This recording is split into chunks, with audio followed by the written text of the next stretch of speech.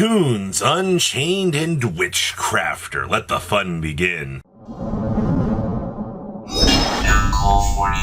Make sure you guys smash the living crap out of that subscribe button so you guys don't miss out on more content. So we're going to be starting off into the world of Toons. And honestly, this deck is actually turning a lot of heads.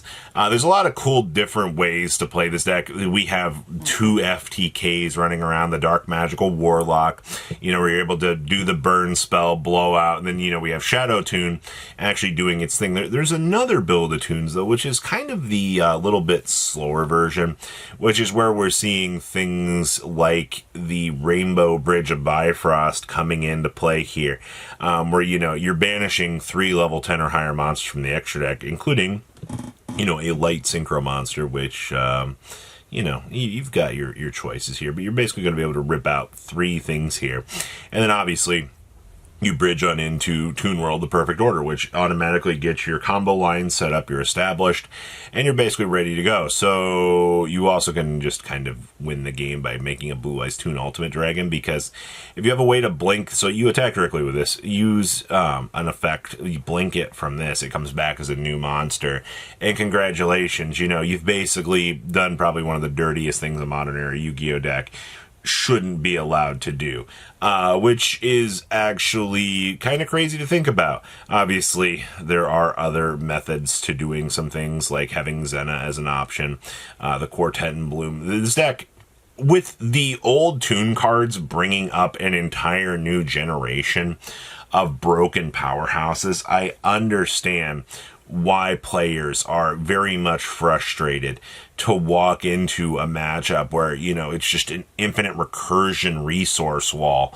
that, you're basically going to have an uptick battle into, dealing with, especially with this card just being able to reset your soft once per turn effects is nuts.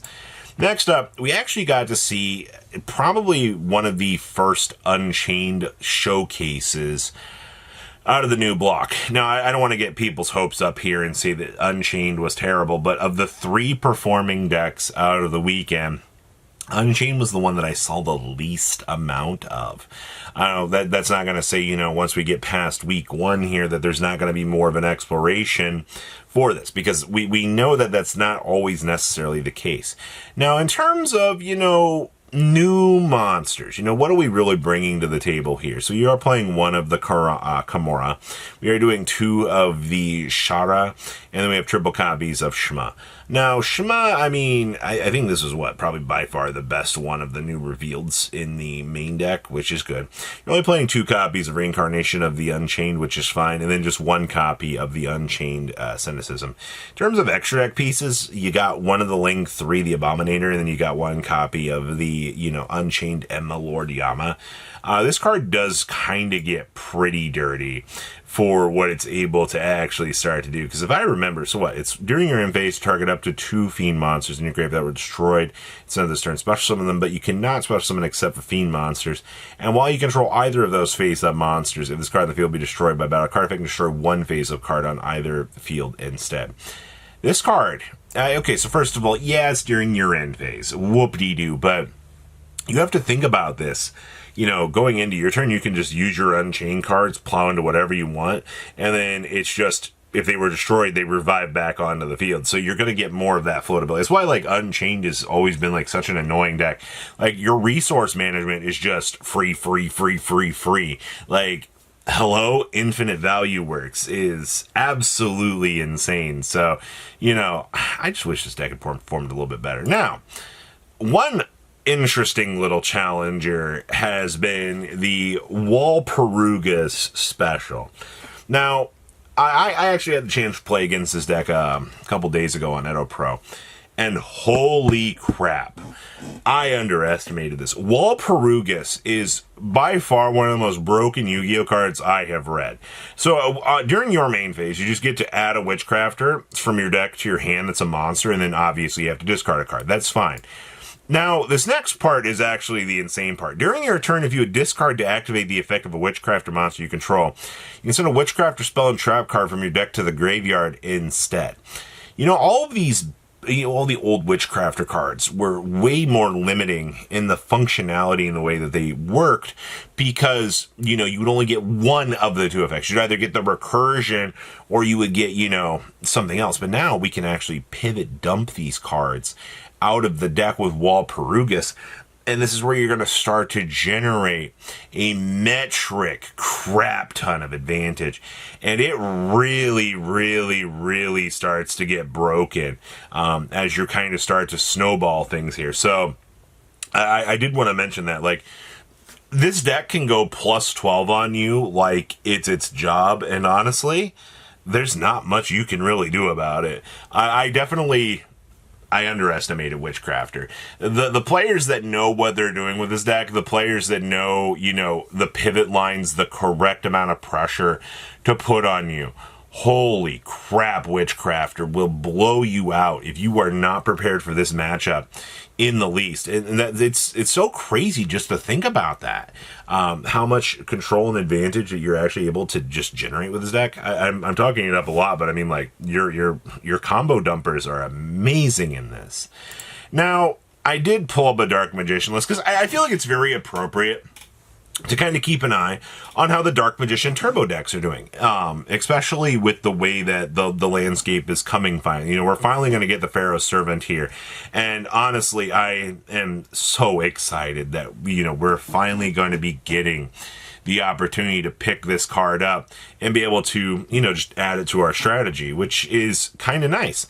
But also, the reason why this deck has been notoriously as strong as it's been is you actually have access to Black Chaos Max. Generally, being able to make this card during the opponent's turn is the reason why you're able to win the game. Obviously, you basically just tribute something and your opponent can activate monster effects this turn.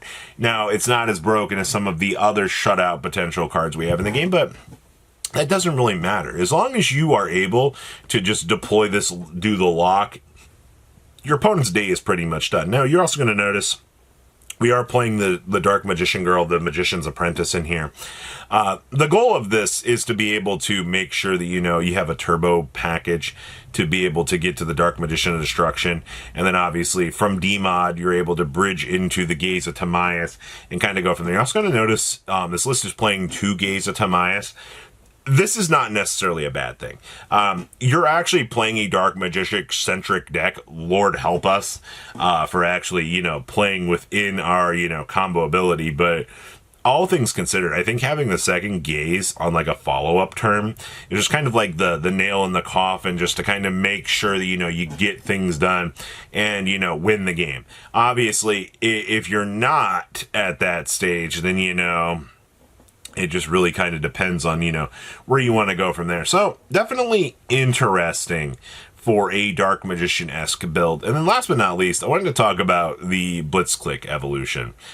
This deck, I want to say it needs a little bit more to kind of get the job done, but it's very cool just to see, how time is going with this, what players are trying to do. Obviously, Triple Thunder King is not a surprising innovation in this deck.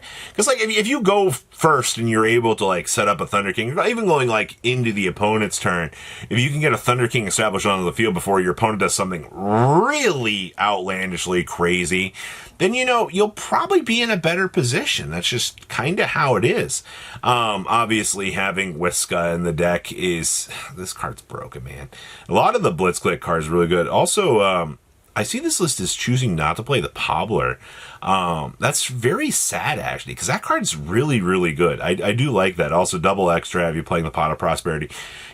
While, your extra deck is important due to the Fallen and Virtuous package, this is really the only real important things you care about. I mean, like, you have one Typhone in case things have gone so much far south that, you're just like, oh, crap, what am I supposed to do here to be able to kind of recover out of this? So this deck probably will continue to be very innovative. I see that, we've kind of relying on the Floodgate package now to kind of get the job done, which understandably so, right? Like, this is just kind of the symptom of today's meta.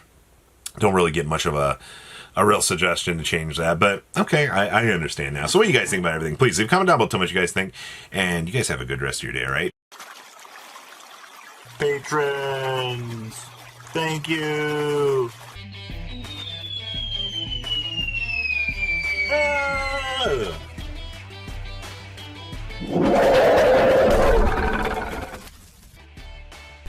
Thank you so much for watching. Check out these other videos.